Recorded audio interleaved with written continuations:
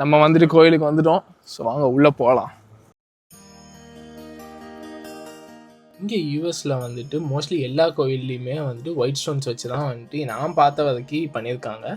இந்த ஆர்கிடெக்சர் வந்துட்டு எப்படி நம்ம இந்தியாவில் சவுத் இந்தியாவில் எப்படி ஒரு டெம்பிள் இருக்குமோ அதே மாதிரி தான் வந்துட்டு வெளியே வந்துட்டு பண்ணியிருக்காங்க.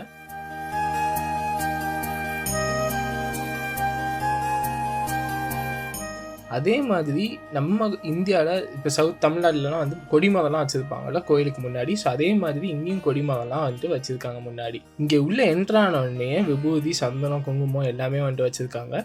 இது உள்ளக்க வந்துட்டு பார்த்தீங்கன்னா கொஞ்சம் நம்ம அந்த திருப்பதி மாதிரி கொஞ்சம் வந்துட்டு வச்சுருக்காங்க. நாங்கள் கரெக்டாக போன டைமில் வந்துட்டு பார்த்தீங்க அப்படின்னா அபிஷேகம் முடிஞ்சு கரெக்டாக சிவனுக்கு வந்துட்டு ஆராத்தி காட்டினாங்க. ஸோ அந்த ஆராத்தியை நாங்கள் வந்துட்டு அப்படியே பார்த்துட்டு சாமி கும்பிட்டுட்டு நாங்கள் அப்படியே பின்னாடி என்ன நடக்குது அப்படின்னு சொல்லி போய் பார்க்கறதுக்காக போனோம். அங்கே இசை கச்சேரி மாதிரி பண்ணிக்கிட்டு இருந்தாங்க. சரி வாங்க அப்படியே சாமி கும்பிட்டாச்சு, போய் பிரசாதம் சாப்பிட்லான்ட்டு பிரசாதம் சாப்பிட்றதுக்காக வந்துட்டோம். ஸோ பிரசாதம் சாப்பிட்ற இடத்துல என்ன வச்சுருந்தாங்க அப்படின்னு பார்த்தீங்கன்னா பொங்கல், தயிர் சாதம், சாம்பார், அதுக்கப்புறம் அல்வா, அதுக்கப்புறம் வந்துட்டு கேசரி வச்சுருந்தாங்க. சாப்பிட்டு பார்த்துட்டு எப்படி இருக்குன்னு சொல்கிறேன்.